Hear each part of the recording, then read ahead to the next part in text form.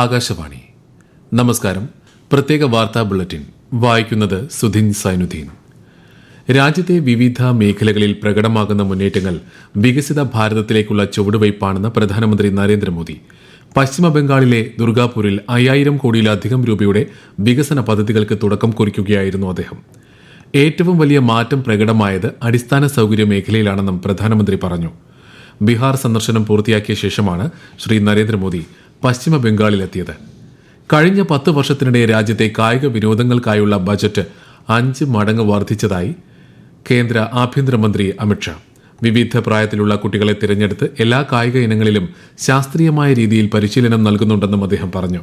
ന്യൂഡൽഹിയിൽ നടന്ന 21ാമത് ലോക പോലീസ് ആൻഡ് ഫയർ ഗെയിംസിൽ ഇന്ത്യൻ സംഘത്തെ അനുമോദിക്കുകയായിരുന്നു കേന്ദ്രമന്ത്രി. കൊല്ലം തേവലക്കരയിൽ ഷോക്കേറ്റ് മരിച്ച വിദ്യാർത്ഥിയായ മിഥുന്റെ വീട് മന്ത്രിമാരായ വി ശിവൻകുട്ടിയും കെ എൻ ബാലഗോപാലും സന്ദർശിച്ചു. സ്കൂളിൽ ആവശ്യമായ സുരക്ഷാ മുൻകരുതൽ ഒരുക്കുന്നതിൽ വീഴ്ച വരുത്തിയവർക്കെതിരെ കർശന നടപടി സ്വീകരിക്കുമെന്ന് മന്ത്രി വി ശിവൻകുട്ടി പറഞ്ഞു. ദുരന്തം നടന്ന സ്കൂളും ഇരുവരും സന്ദർശിച്ചു. മിഥുന്റെ സംസ്കാരം നാളെ നടക്കും. തേവലക്കര സ്കൂളിലെ 8ാം ക്ലാസ് വിദ്യാർത്ഥി ഷോക്കേറ്റ് മരിച്ച സംഭവത്തിൽ സ്കൂളിന്റെ പ്രഥമാധ്യാപിക സുജയെ സസ്പെൻഡ് ചെയ്തു. പ്രഥമാധ്യാപികയുടെ ഭാഗത്ത് വീഴ്ച സംഭവിച്ചതായി ബോധ്യപ്പെട്ട സാഹചര്യത്തിൽ വിദ്യാഭ്യാസ വകുപ്പിന്റെ നിർദ്ദേശാനുസരണം സ്കൂൾ മാനേജറാണ് ഉത്തരവ് ഇറക്കിയത്. രാജ്യപുരോഗതിക്ക് രാഷ്ട്രീയം മറന്ന് ഏവരും ഒറ്റക്കെട്ടായി പ്രവർത്തിക്കണമെന്ന് കേന്ദ്ര സഹമന്ത്രി ജോർജ് കുര്യൻ. മലപ്പുറം നിലമ്പൂരിലെ അമൽ കോളേജ് ക്യാമ്പസിൽ പ്രധാനമന്ത്രി ജൻ വികാസ് കാര്യക്രമം അനുസരിച്ചുള്ള വിവിധ പദ്ധതികളുടെ ഉദ്ഘാടനം നിർവഹിക്കുകയായിരുന്നു അദ്ദേഹം. വിപണിയിലെത്തുന്ന വെളിച്ചെണ്ണയുടെ ഗുണനിലവാരം ഉറപ്പാക്കുന്നതിന് ഭക്ഷ്യസുരക്ഷാ വകുപ്പ് സംസ്ഥാന വ്യാപക പരിശോധന നടത്തിയതായി മന്ത്രി വീണ ജോർജ്. ഓപ്പറേഷൻ നാളികേര എന്ന പേരിൽ വെളിച്ചെണ്ണ നിർമ്മാണ യൂണിറ്റുകളിലും മൊത്ത ചില്ലറ വ്യാപാര കേന്ദ്രങ്ങളിലുമാണ് പരിശോധന. വെളിച്ചെണ്ണയുടെ വില കൂടുന്ന സാഹചര്യത്തിൽ മായം ചേർത്ത വെളിച്ചെണ്ണ വിപണിയിലെത്തുന്നത് തടയുന്നതിനാണ് നടപടി. തിരുവനന്തപുരം നാവായിക്കുളം കിഴക്കനേല ഗവൺമെന്റ് LP സ്കൂളിൽ ഭക്ഷ്യവിഷബാധയേറ്റ കുട്ടികളെ പാരിപ്പള്ളി സർക്കാർ ആശുപത്രിയിൽ പ്രവേശിപ്പിച്ചു. കഴിഞ്ഞ ദിവസം സ്കൂളിലെ ഉച്ചഭക്ഷണത്തിന് ശേഷം 25ഓളം കുട്ടികൾക്കാണ് അസ്വസ്ഥത അനുഭവപ്പെട്ടത്. ഇതിൽ നിന്നാകാം ഭക്ഷ്യവിഷബാധ ഉണ്ടായതെന്നാണ് പ്രാഥമിക നിഗമനം. സുസ്ഥിരത, തൊഴിലവസരങ്ങൾ സൃഷ്ടിക്കൽ, സാമ്പത്തിക വളർച്ച, സാമൂഹിക നീതി ഉറപ്പാക്കൽ തുടങ്ങിയവയിൽ അധിഷ്ഠിതമായ ആസൂത്രിത നഗരവികസനമാകും കേരളത്തിൽ നടപ്പാക്കുന്നതെന്ന് മന്ത്രി MP രാജേഷ്. 2025-26 സംസ്ഥാനങ്ങൾക്കുള്ള പ്രത്യേക കേന്ദ്ര ധനസഹായത്തിനായി നഗരാസൂത്രണ പരിഷ്കരണങ്ങളെക്കുറിച്ച് സ്റ്റോക്ക് ഹോൾഡർ കൺസൾട്ടേഷൻ വർക്ക്ഷോപ്പ് തിരുവനന്തപുരത്ത് ഉദ്ഘാടനം ചെയ്യുകയായിരുന്നു മന്ത്രി. തദ്ദേശ സ്വയംഭരണ വകുപ്പിന് കീഴിലുള്ള അമൃതിന്റെ സംസ്ഥാന മിഷൻ മാനേജ്മെന്റ് യൂണിറ്റാണ് ശില്പശാല സംഘടിപ്പിച്ചത്. പട്ടികവർഗ വികസന വകുപ്പിന്റെ സുവർണ ജൂബിലി ആഘോഷങ്ങൾക്ക് തുടക്കമായി. ജൂലൈ 27-ന് കേരളമെമ്പാടും ഊരുത്സവം നടത്തും. അടിമാലി കട്ടമുടിയിലെ ഊരുത്സവത്തിൽ മന്ത്രി OR കേളു പങ്കെടുക്കും.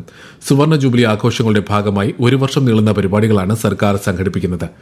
ജൂബിലി ആഘോഷങ്ങളുടെ ഭാഗമായി തിരുവനന്തപുരത്ത് നടന്ന സംഘാടക സമിതി യോഗത്തിൽ മന്ത്രി OR കേളു അധ്യക്ഷനായി. സംസ്ഥാനതല ഉന്നത വിദ്യാഭ്യാസ അലുമിനി കോൺക്ലേവ് അടുത്ത മാസം 30-ന് തിരുവനന്തപുരത്ത് നടക്കുമെന്ന് മന്ത്രി R ബിന്ദു.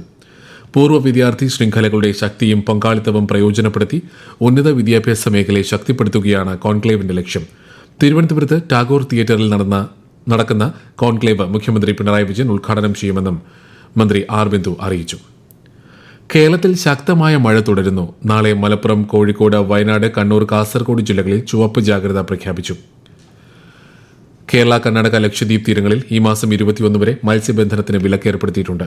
കണ്ണൂർ ജില്ലയിലെ എല്ലാ വിദ്യാഭ്യാസ സ്ഥാപനങ്ങൾക്കും നാളെ ജില്ലാ കളക്ടർ അവധി പ്രഖ്യാപിച്ചു.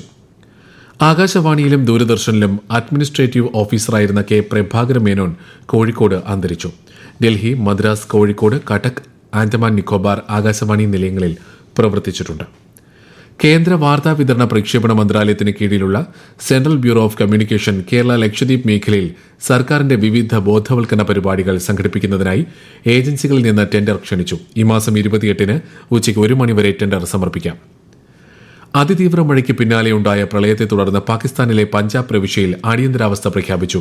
കഴിഞ്ഞ 24 മണിക്കൂറിനിടെ പ്രദേശത്ത് 60-ലേറെ പേരാണ് മരിച്ചത്. മേഖലയിലുടനീളം രക്ഷാപ്രവർത്തനങ്ങൾ പുരോഗമിക്കുകയാണ്. അതേസമയം മഴക്കെടുതിയെ തുടർന്ന് ബലൂചിസ്ഥാൻ മേഖലയിൽ 16 പേർക്ക് ജീവൻ നഷ്ടമായി. ഉമ്മൻചാണ്ടിയുടെ 2ാം ചരമവാർഷികത്തോടനുബന്ധിച്ച് KPCCയുടെ നേതൃത്വത്തിൽ കോട്ടയം പുതുപ്പള്ളിയിൽ സംഘടിപ്പിച്ച സ്മൃതി സംഗമം ലോക്സഭാ പ്രതിപക്ഷ നേതാവ് രാഹുൽ ഗാന്ധി ഉദ്ഘാടനം ചെയ്തു. ഉമ്മൻചാണ്ടി ഫൗണ്ടേഷൻ നിർമ്മിച്ച 12 വീടുകളുടെ താക്കോൽദാനവും നിർവഹിച്ചു. പ്രത്യേക വാർത്താ ബുള്ളറ്റിൻ കഴിഞ്ഞു. അടുത്ത വാർത്താ പ്രക്ഷേപണം നാളെ രാവിലെ 6:45.